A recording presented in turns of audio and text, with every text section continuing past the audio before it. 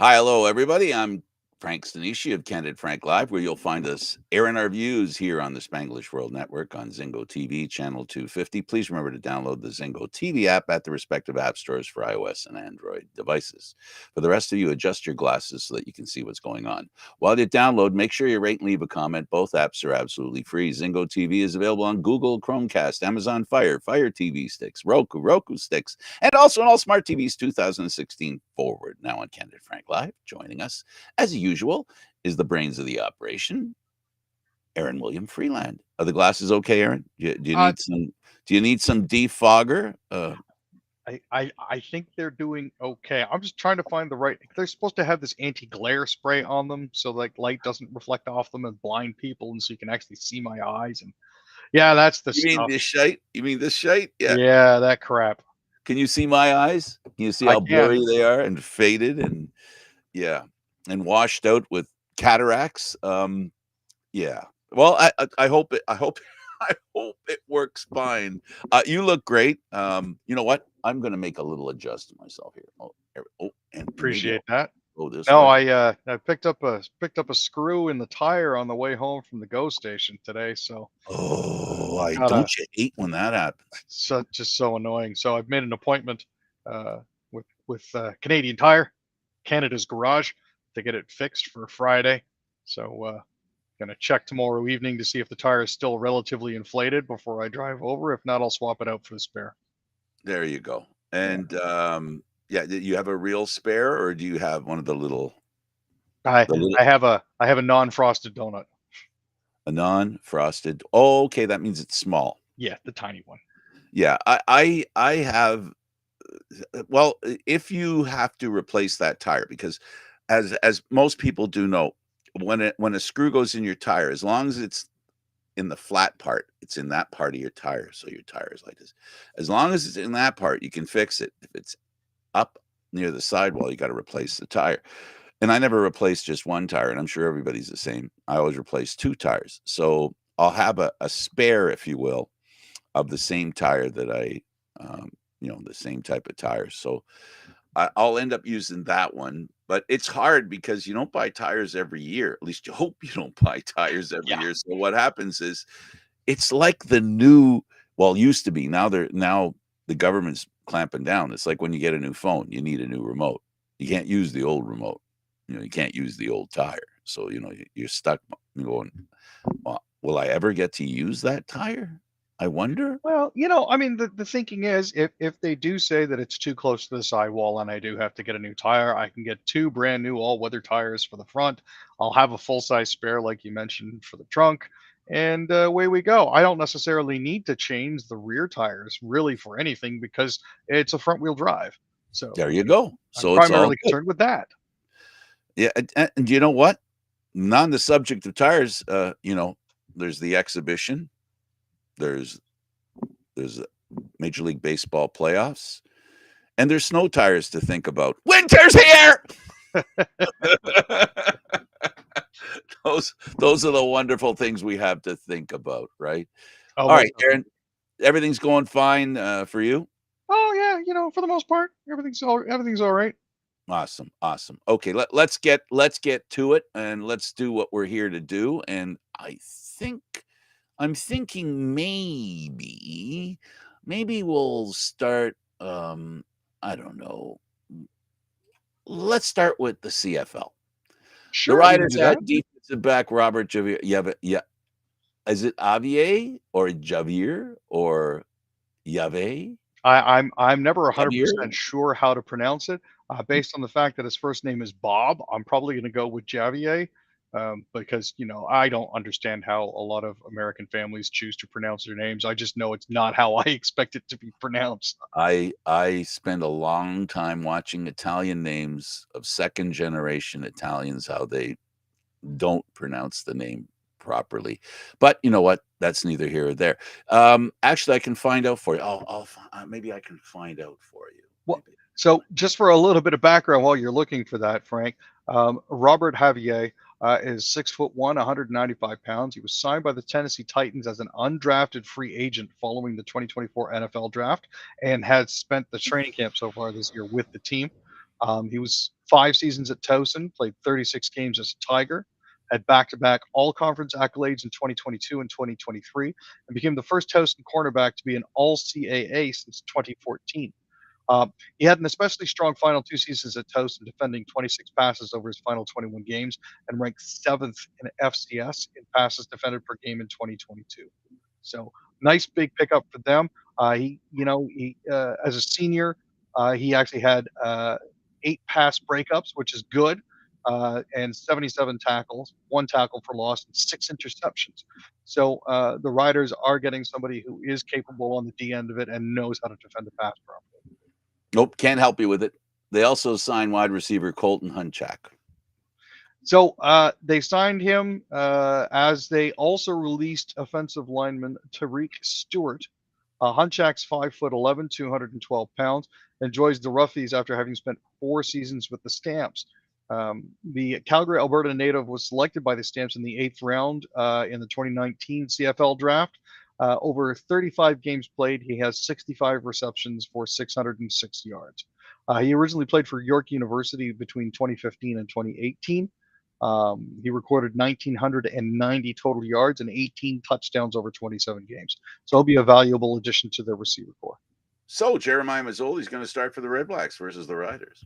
Yeah. They had noticed that Dustin Crum was taking second team reps, so that was their first tip off. Drew Brown was spotted on the field in his uni, but also wearing a walking boot on Tuesday.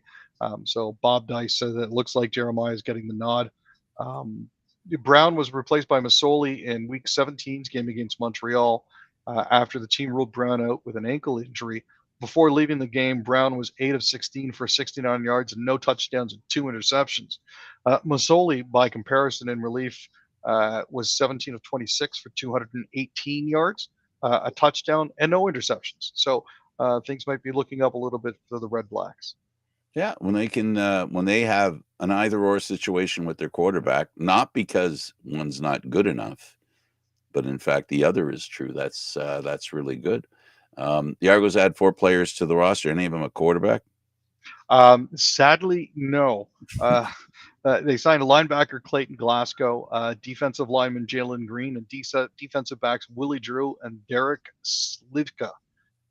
Glasgow, 6 foot, 225. Spent the last 2 years with the San Diego Strike Force and the Bay Area Panthers of the Indoor Football League. So he knows how to conduct himself in tight quarters. That's a good thing. He has, when in his 2 seasons with Indiana State, he had 117 tackles, 18 for loss, and 4.5 sacks. Green, 6'1", 245 pounds, spent 4 seasons at James Madison. He's originally from Baltimore. He was also the Sun Belt Defensive Player of the Year with All-American honors and first team All-Conference. Drew is 6 foot, 185 pounds, and most recently spent time with the Carolina Panthers during their training camp this season. He was the CIAA Defensive Player of the Year in 2023 after compiling 34 tackles, 6 INTs, and 16 pass breakups. Slika is 6'3", 215 pounds. Spent minicamp with the Colts in 24. He's originally from Waterloo, New York. Played 4 years at Ithaca between 2020 and 2023.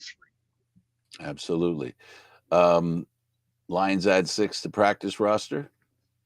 Yeah, so the Lions have added Jared Bernhardt, Deveron Harper, Natorian Watts, Mike Smith Jr., Terrence Taylor, and Amici Uzodinma. This is all a group of players that have been on the periphery for a lot of the season. But, they've decided they're going to add all these players to their roster just in anticipation of a stretch one and with Rourke being reanointed as their starting quarterback, I believe, for the remainder of the season, if what I read is correct. Absolutely. The Ticats signed Jamal Peters to a 1-year extension. This is while he's injured. Yeah, this is obviously the faith that the Ticats have in Jamal. They're going to keep him in Hamilton through 2025. He started 12 games for the Ticats this season, recording 38 total tackles and 4 interceptions. So as part of their decor, he's obviously valuable. But they've also added American defensive back Cameron Dantzler, who played 2 games last season for the New Orleans Saints. He suited up in 37 games over his 4 seasons in the NFL with the Saints and the Minnesota Vikings. So he looks to be an interesting addition as well. Absolutely, absolutely. So, Aaron, what do you think of the well, all the teams now are providing us Aboriginal versions of their logos. I'm sorry, I'm enthralled with some of them. I just saw the new the Rider one, which I thought was impressive. The Argo one I've seen, and I've seen some other ones, and they're all really impressive. It's really nice that they're tipping a hat to our Aboriginal brothers and sisters. I do appreciate it. My concern with this sort of thing is uh, that it descends into pandering and strictly performative as opposed to having an actual effect. I know that the Argonauts are Aboriginal, and their Day of Truth and Reconciliation hoodies were going for $80 a pop. I'm not sure how much of that was actually going to First Nations organizations to help them out, or if any donations were being made for that. Unfortunately, the Real Sports site wasn't all that specific. I do appreciate the outreach to First Nations artists to try to get their interpretation of the logos. I think that's absolutely fantastic. But at the same time, it can veer into the, well, we're strictly doing this on a performative basis as opposed to taking any real action. Well, if we assume they're not culturally hijacking, the Aboriginal people, I like the fact that they're uh, just simply doing something that recognizes a people that I guess this is a reminder. I look at it as a reminder to keeping the thoughts and our understanding of the pain that Aboriginal people have felt over the years. It to me it reignites that a little bit in me. It reminds me of them, and it also gives me an opportunity to see my people being, CFL teams recognizing Aboriginal folks. And I hope your fears are incorrect.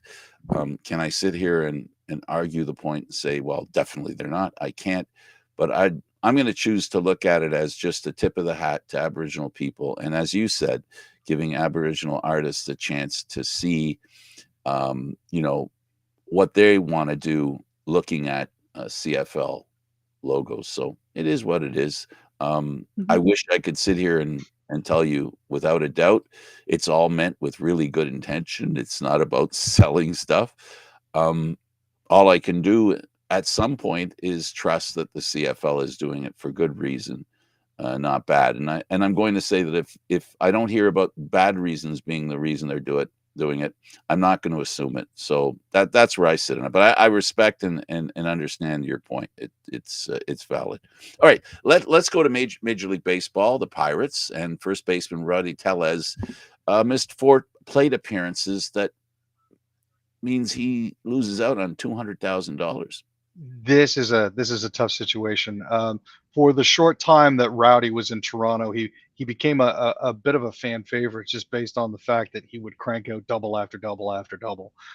His contract this year with the Pirates was saying that if he reached 425 plate appearances, it would trigger a $200,000 bonus. He found out today that he was being designated for assignment, which means that he wouldn't get any more major league at bats this year.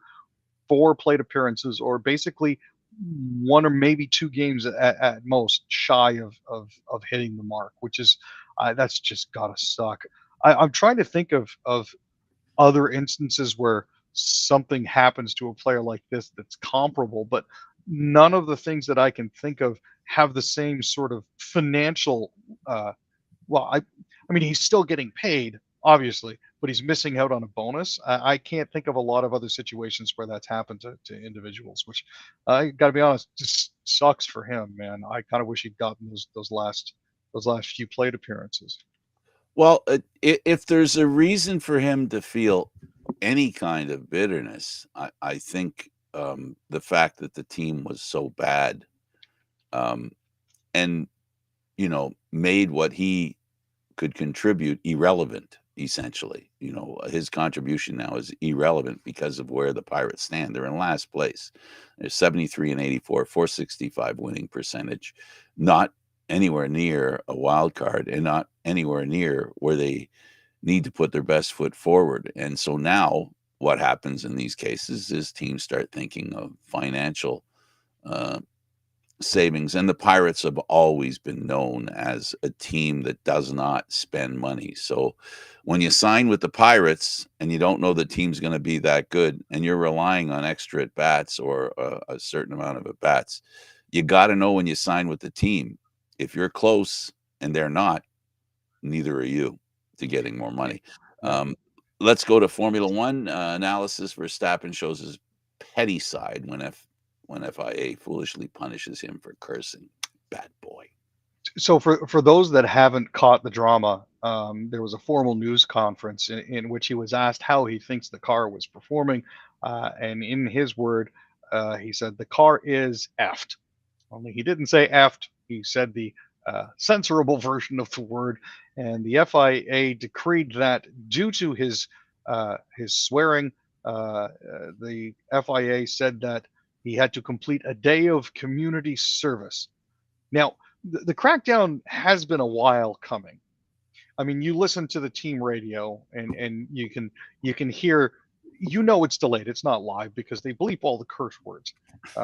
Yuki Tsunoda is one of the worst for that, but at least he does it in the car, where the control room has the opportunity to censor that before it gets popped up on your screen. Um, I mean, Ferrari team principal Fred Vasseur and Mercedes boss Toto Wolff were both summoned to speak to the stewards last November about their language at a news conference in Las Vegas. And FIA President Mohammed Ben Sulayem had publicly rebuked cursing earlier this month. Um, but Verstappen was of the opinion, look, there's 5 or 6 year old kids watching. I can almost guarantee that they've heard worse words out of their parents and that they are eventually going to swear.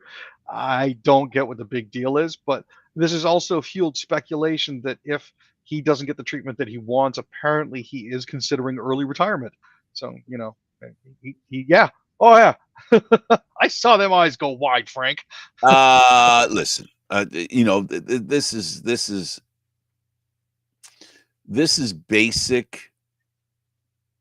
This is basic decision making process that the organization wants to get into the cockpit, right? They want to be in there. They want to get a feel for what's going on. They want to know what's going on, and what's going on in the cockpit is a lot of tension, a lot of pressure, a lot of angst. And I don't think he's right about every kid has heard that kind of language, because not all of them are listening to guys in cockpits or listening to, even, well, look, it happens. We watch hockey, we watch football, we watch every sport. A hot mic eventually picks up something, but the fact is, because there's a group of people who don't like that kind of language and don't want their children to hear it, and they actually aren't hypocritical. They actually don't use that kind of language.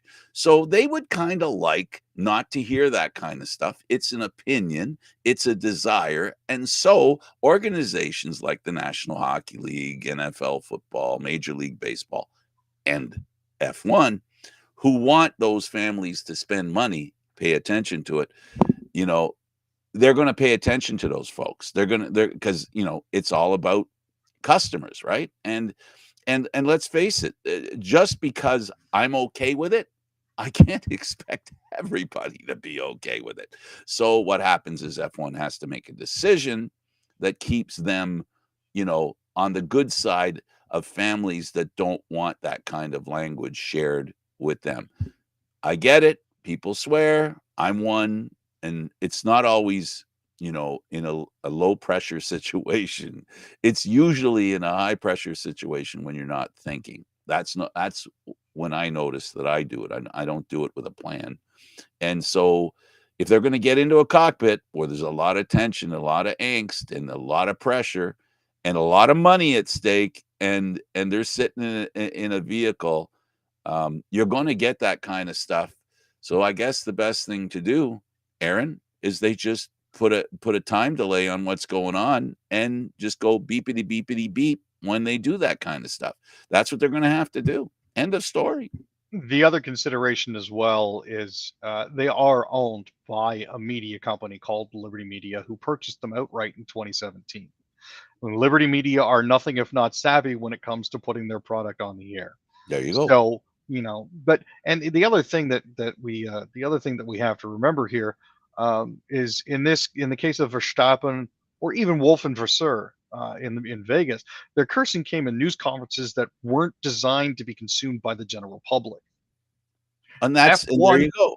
F1 didn't have to make the press conference available. Exactly. F1 didn't have to say, "Hey, look, Max Verstappen swore. We're finding him at a private press conference." It's not, like it's one of those things where you're supposed to take the information, print it, and maybe eliminate some of the more questionable stuff. But they brought it directly to the fore, saying, "Uh-oh, our champion swore. That's a no-no," and the champion's basically gone, come on. Who? Not every racer is happy with the race they had after. No. Right? And when we know, again, it's all about that pressure and how they feel. Let's move over to the NBA, the National Basketball Association. The Raptor fans torn over team's decision to retire Vince Carter's jersey. Kyle Lowry should be first. Is that what people are thinking and saying? There are two very different schools of thought. One of this is that Vince Carter was a jerk and walked away from the team when they potentially needed him the most. The other is, well, he helped put basketball on the map in Canada and was a great team ambassador before he went to greener pastures. There's another school of thought that says, Kyle Lowry was a great ambassador for the team and one of the key components in their NBA championship in 2019. Vince never brought us a championship. Why are we retiring his number first? First of all, Aaron, and I know you didn't say that, but I am going to. I did a sports show back in the late 70s, going to the 90s, and in the 80s when basketball wasn't here yet. The fact that anybody thinks that basketball was created by the NBA in the Metro Toronto area, right? I'm not going to talk about everywhere else, but I did high school basketball for a very long time, for almost 20 years. And college basketball, university basketball. Basketball was very popular before the NBA came here. The NBA came here and people wanted a franchise here because they knew they had customers here. Basketball was a very popular sport in Canada. I know because I saw it firsthand. I did the play-by-play for the World Basketball Championship. I understood and understand basketball was popular here. It was popular here. If that's the reason they're going to put him up in lights, Vince Carter, then that's crazy. That's crazy. And I agree with you. He went to get, I think it wasn't it. He went to his university and he was getting some sort of award or graduation or something. And it was the night before a playoff game, I believe. I believe so, yeah. right? Something like that. Mm-hmm. I totally respect the fact that he was proud of his accomplishments there. A playoff game's pretty important in sports, and but he was rich enough that he had his own plane, right? He had his own plane, so it wasn't like he had to stand in line at the airport to get back to the game. He had his own private plane at the time. But I don't think him being the reason that basketball is so popular is a fair reason for him to be put up there. His greatness, he brought the NBA to Toronto big time. He brought the NBA to Toronto. The NBA didn't bring basketball to Toronto. Basketball was in Toronto. So saluting him is all well and good. Saluting Lowry is all well and good. And I think picking one or the other to be first, I think is fool's gold. You know what? I personally would like to see his jersey retirement ceremony, should they go ahead with it, because Vince Carter might be one of the only players in the NBA to get booed at his own jersey retirement ceremony. I'm just saying. Oh my goodness, you're such a Richard. Holy I'm a fan of chaos, oh man. If my it god. happens, I will I laugh. guess you are. Boy, oh boy. And here I was thinking you were doing it because you were a fan, not an anti-fan. Let's go with the National Hockey League. The Montreal Canadiens beat the Devils 3-0. They earned back-to-back shutouts to start their preseason. So this has been a really great start. The Canadians beat the Devils 3-0. It wasn't necessarily an exciting game, said Martin Saint Louis. Michael Pezzetta scored twice. The Devils traveled to Bell Center without most of their NHL regulars, and neither team converted on the power play, despite earning several opportunities. Montreal was 0 for 8. New Jersey was 0 for 6. Um, the execution wasn't great, said Saint Louis. But I think based on our advanced stance, we gave up 4 chances at 5-on-5. We've worked on that a lot this week, so I'm happy about it. Nick Suzuki also scored, and defenseman William Trudeau added 2 assists. The Canadians actually opened the exhibition season with a 5-0 victory over the Flyers on Monday with an almost entirely different lineup. So it's one of those things that you sort of look at. This is an opportunity for them to really road test the team. Um, Samuel Montembeault stopped all 11 shots that he faced through the first 31 minutes and 28 seconds, and Connor Hughes saved 13 shots for the rest of the way. So their goaltending looks like it's where it is for the preseason. Yeah. It's either a good thing or a bad thing. Let's be honest at this point, but it's a positive sign. Head coach Travis Green of the Ottawa Senators has decided to cancel training camp country club. What? What? Well, so he arrived in Ottawa last spring, and he's brought a reputation with him from his time in Vancouver, of running challenging training camps and making sure his team is physically ready and on the same page for opening night. Green had good discussions with all of his new players leading up to this, and just basically told them, "Look, you guys need to be ready. I go hard out of the gate. You need to be ready to go hard out of the gate as well." In recent seasons, the Senators had terrible starts under former head coach DJ Smith, basically playing their way out of contention by the end of November. Um, when searching for answers as to why that happened, some of the Ottawa players believed that it might have been the way that the camps were conducted. Um, so it's a difference in approach and a shift in the culture and an attempt to get out of that whole "we're still rebuilding" thing that Ottawa's become known for over the past 7 years or so. As two people who have followed the Ottawa Senators for the past, I'm going to say 4 years, 3, 4 years, we've followed them. And I think we both agree that this is a team that's underperformed in the past 3 or 4 years. And in those 3, 4 years, we've had reason to believe that there was some decent talent on the team, and it was the kind of talent that should give them a better shot at making the playoffs. And it seems like they've fallen devilishly short, even though they beat the Devils. Um, and I think what he's getting at is basically the simple fact that in the National Hockey League, making the playoffs is such a challenge.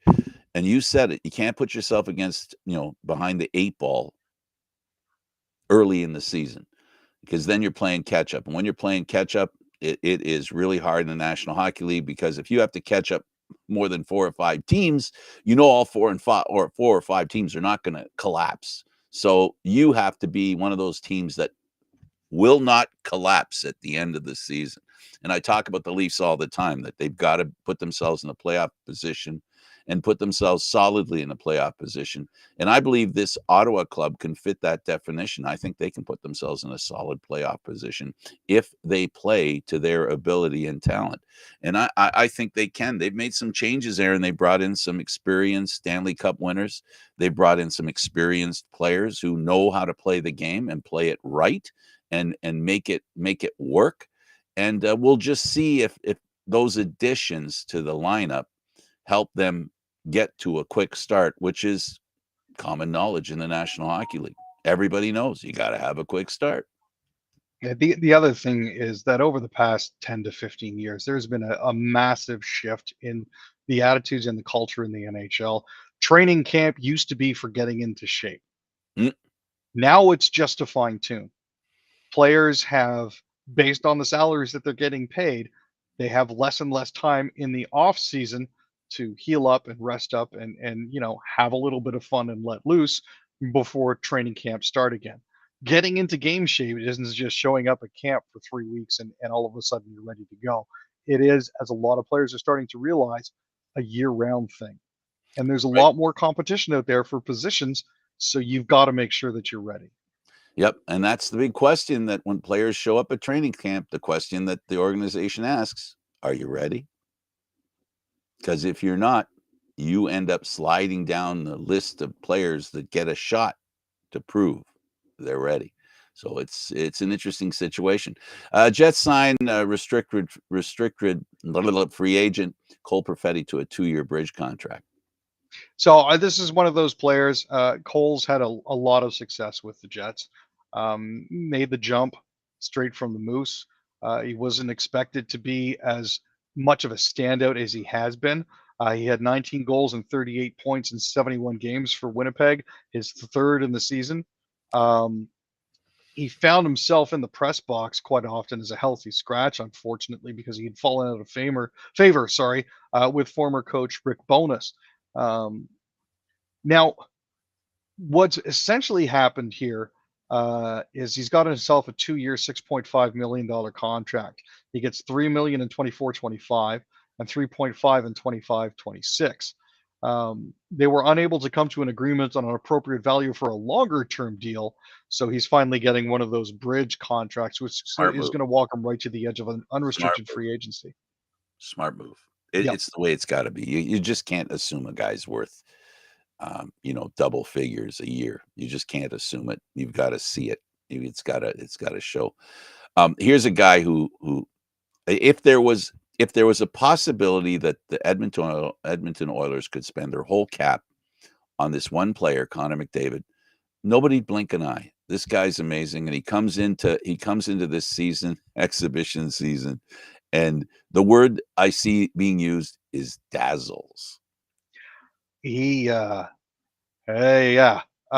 They Edmonton dressed their top line, their top defensive pairing, and Leon Draisaitl, and they managed to drop the first battle of Alberta by a score of 6-3.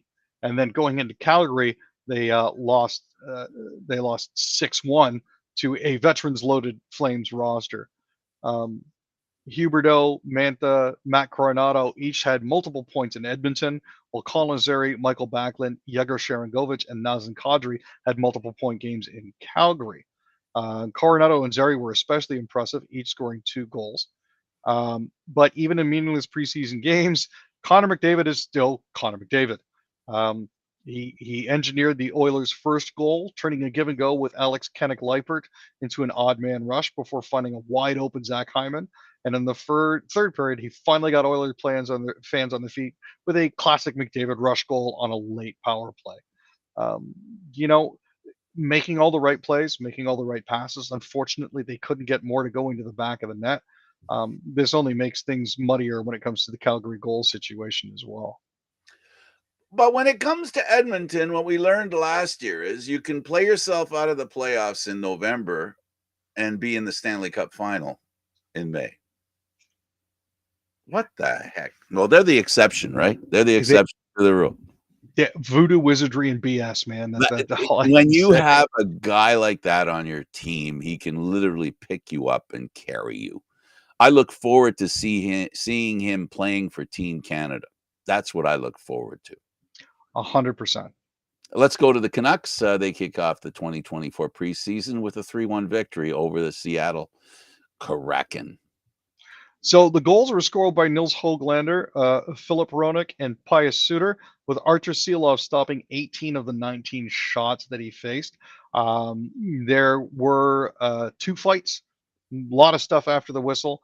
It looks like the Canucks are trying to show that they have a little bit more snarl and a little bit more bite to them this year. Um, as The Canucks' best skater was actually Atu Rati. In 15 minutes and 10 seconds of ice time, he had an assist, 3 hits, and 2 block shots, as well as going 14 for 18 in the faceoff dot. Um, The other star up front was Jonathan Likaramaki, who finished with 2 assists in 16 minutes and 9 seconds of ice time. He's been making all of the right moves. He's been impressing all of the right people when it comes to that. It's what he's a very crafty, a smart guy. He's patient with the puck. All of that he managed to bring to the fore. The Leafs lost both their preseason games. Let's talk about Stapchuk, who scored a shorthanded goal and helped the Senators trip up the Leafs 2-1. And once again, the Leaf power play is called into question. Yeah, no, they were tied 1-1 going into the third, and Zacha Stapchuk scored what proved to be the game winner, shorthanded at 12:36 of the third after he stole the puck from Nicholas Matinen. He was getting more and more ice time per period as it progressed. Jake Sanderson was also off to a good start. He had his second goal in 2 games, while Anton Forsberg, who actually played the whole game for the Senators, made 20 saves. The scoring was actually opened by Marlies player Alex Steeves. Stolar started the game for Toronto and allowed 1 goal on 16 shots, while Dennis Hildeby took over midway through the second and gave up 1 goal on 11. When they asked Berube about it after the game, he said, well, obviously, I'd like to come away with a win. He said, but it's a good, hard battle by our team. It was tight. We had opportunities. Our goalies were good, and I thought the guys competed hard, but unfortunately, they weren't able to pull the trigger when it came to the power play. So Yeah, it is what it is. The Leafs' next game is going to be Montreal on Thursday. So tomorrow night, they'll be at Scotiabank again. The Senators, meanwhile, are going to host the Sabres on Thursday. Matthews left practice. We're talking upper body injury. Yeah, he left practice a little bit early. Berube said he doesn't expect it really to be an issue. It's an upper body thing, he called it. Now, he was also off the ice again today. He was apparently given a maintenance day. It's preseason. It's early. I find it interesting that he's already a little bit banged up, but at the end of the day, the season is still a week and a bit away. So we'll see where it ends. I know everybody in Toronto likes to faff about and wave their hands every single time a little thing happens. It's a long friggin' season, folks. Please just relax. Unclench. It's just injuries have been always around Austin Matthews, and what's always been around Austin Matthews is the puck, and it usually ends up somewhere behind that line that's there, sitting there behind the goaltender. So, this is more of the same. We've seen these kinds of seasons. He had a devastating injury season. He scored a mere 40 goals. So, I agree with you. If he's not injured, maybe 80, maybe 90 goals. Maple Leafs have a deal for Max Pacioretty. Now, he came in a PTO. Will he be one of those players like the Leafs have had, veterans that have decided they want to be a Maple Leaf, they want to play for this team, they want to be a part of what's going on, and Max Pacioretty is one of those players. We'll see how low his salary is. I'm dying to see that they got a deal in the works. I'm just wondering what that deal is going to be. Well, I originally, as Elliot Friedman reported on the 32 Thoughts podcast, he's on a PTO, but it's not a PTO. He's relatively convinced that there's a deal. Based on the amount of radio silence coming out of the Leafs about Max Pacioretty, my thinking is they're waiting until the first weekend in October. That's when you're going to be waiving players. You're going to be sending players down. You're going to be finalizing exactly what your budget is, determining who's going on to LTIR, what salary can be buried. And once that's done, they'll announce it. My feeling is the contract has already been inked. The only thing that hasn't been filled in is the average annual value. So yeah, well, that kind of holds things up a little bit there, Aaron. Usually that's where, oh my goodness, that's where the bottom line comes in. Oh my God, I can't believe I said that, and it was appropriate, for goodness sake.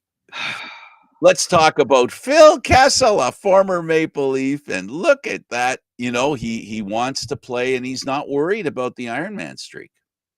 No, yeah, apparently he's not contemplating retirement yet. He's hoping that he'll be able to catch on to an NHL team with a PTO.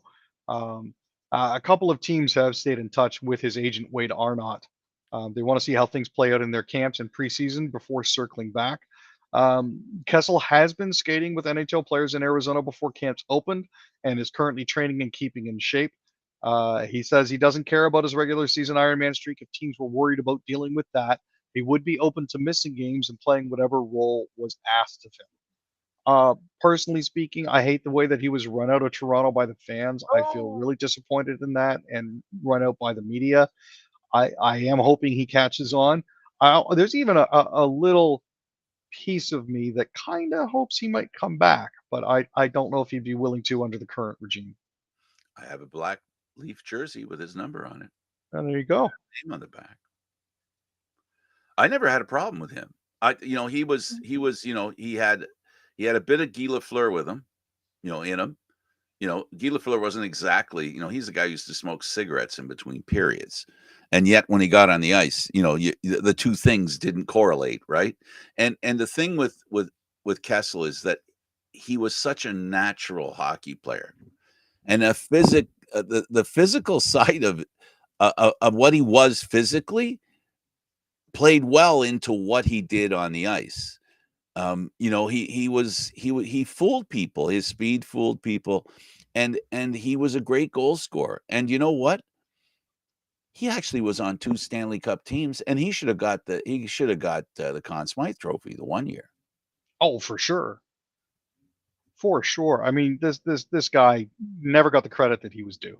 No, and So. it was more the media than it was the fans. The fans, I think, didn't really understand him, but and I think that the media sort of set people up to go, well, this guy's not very cooperative with the media. He doesn't want to talk. Most fans don't care, Aaron. I don't think they care about those post-game interviews as much as what happens, between the goaltenders. That's what fans care about is results. And he scored goals, and that's what he was expected to do.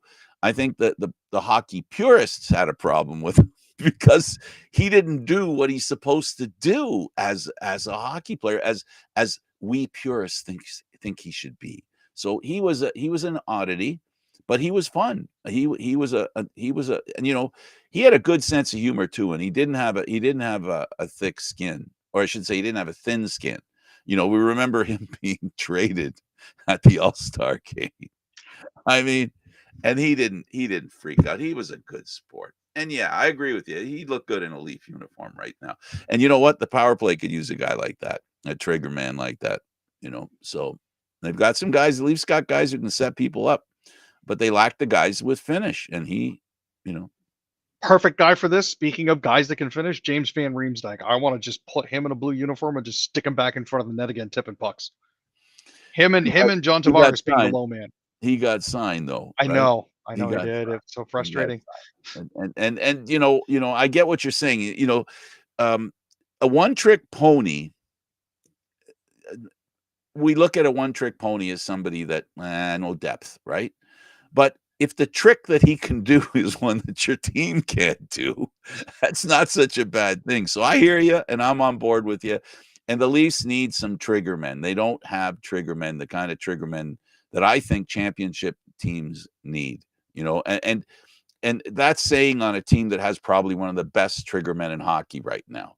But it drops off after him. You talk about the great players that they have, on the team, and it's the finish. Why is Nylander so important to the Maple Leafs? Because he has polish, he has finish. What do people like about Mitch Marner? It's not his finish; it's his setup. His setting up. And then you've got Tavares, who's getting old, and he's got it. Most of what he does has to be done while he's standing still. So it is what it is, right? Yep. Okay. Let's go over to news. And I was reading a story to you. I have to. have to read this. Former President Donald Trump is speaking more openly than ever about criminalizing dissent. This is Aaron Blake wrote for the Washington Post. At a rally on Monday in Pennsylvania, the former president said for at least the fourth time that criticizing judges and justices either is or should be illegal. And for what may be the first time, he directly said people who do so should go to jail.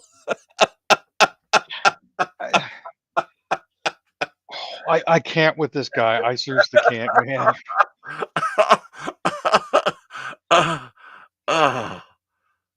Now, if you're a Trump fan, you don't know what we're talking about. But if you're on the fence or you're not a big Trump fan, for those of us that aren't Trump fans, yes, that happened. That actually happened. And the other thing I'll say is one word: shocker. Every time this dude opens his mouth, something weird falls in. Oh, And I'm just getting to that point where it's just like, eh. unbelievable. That was something that that that I couldn't believe when I read that. Sorry, I hijacked your news stuff. No worries. Let's talk about MPs set to vote on non-confidence motion with similar votes to come, and that of course means do the Liberals go and call an election? Well, as it turns out, the non-confidence motion failed by a count of 211 to 120. So Poilievre didn't get it. He was propped up. The Liberal Party was propped up by the NDP and the Bloc Québécois.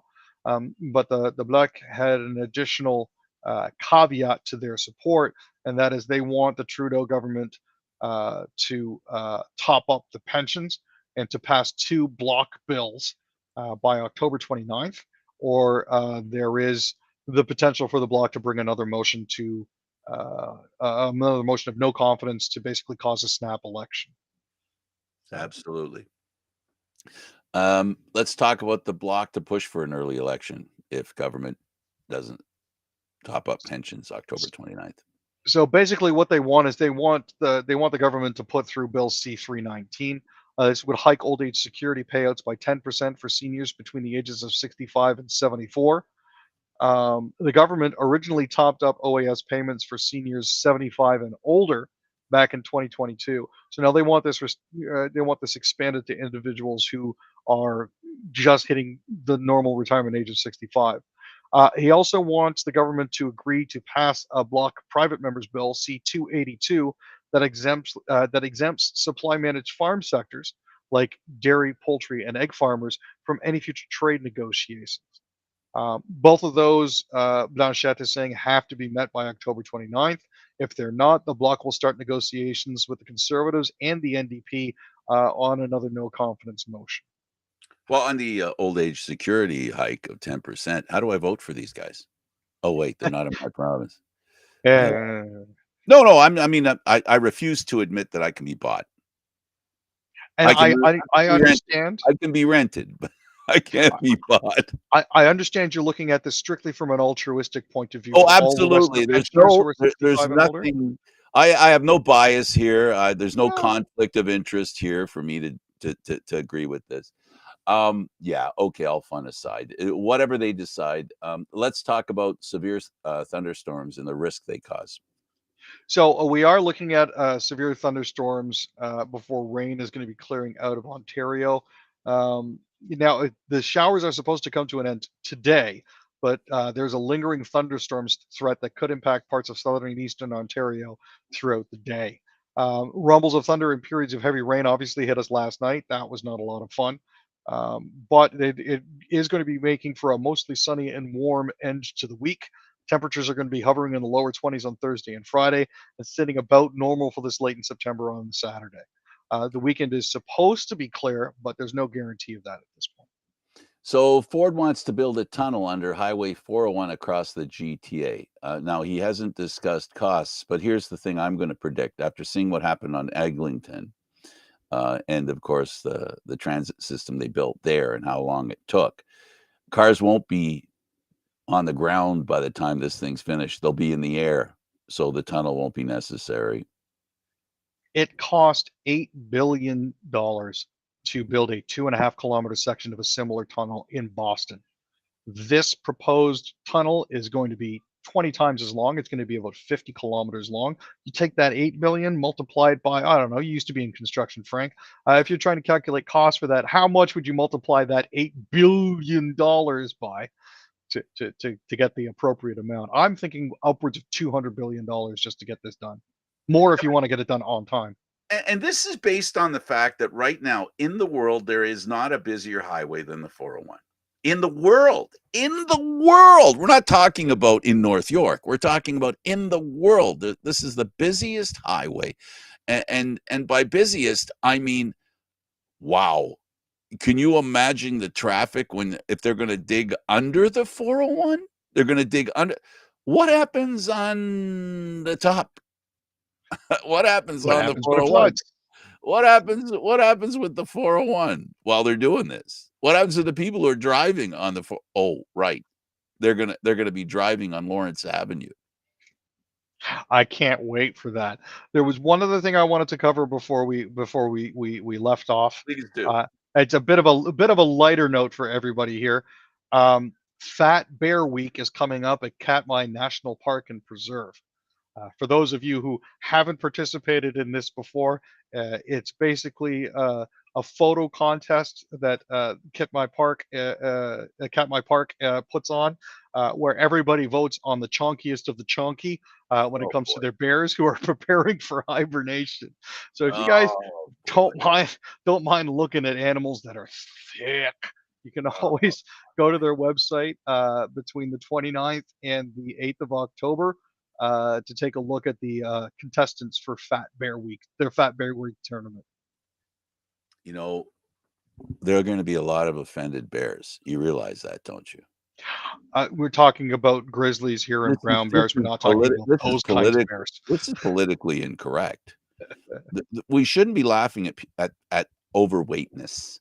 It's not. It's verboten. It's not acceptable. They're preparing to hibernate, good sir. I would contend that being fat is to their advantage, especially if you're going to be sleeping for that long. I'm not sure that's logic.